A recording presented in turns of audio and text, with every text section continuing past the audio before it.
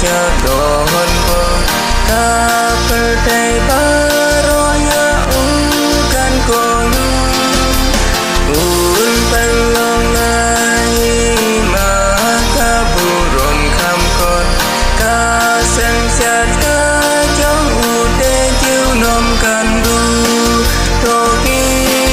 toki tukun kase yon hakli muslim jompa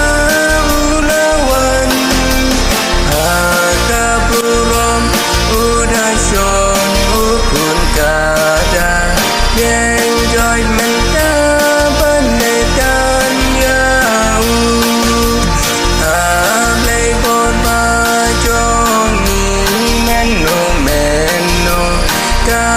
jingkel men jong ni lano lano long nong ya lam jong ni kat bangi dangsa ka jakari jong ni kalong bom juja toki toki hukum kase yon hakli muslim jompa ulawan hakaburom udah syong ukun kada yang joy menta banledan yau jisu mela wajahnya ulong we ubalasak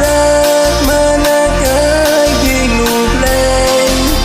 memen penim ya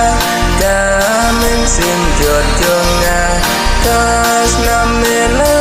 pen mikas nam kodor ba toki toki tukun kase yon hakli muslim jompa ulawan hakaburom udah syong ukun kada yang joy menta banledan yau jan bansak matrai ngasno kata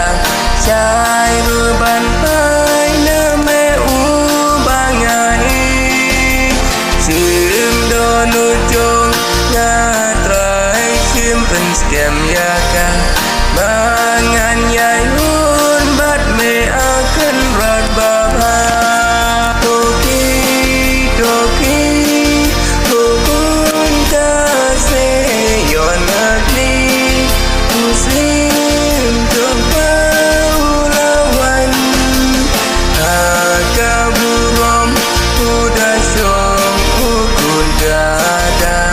yang joy menta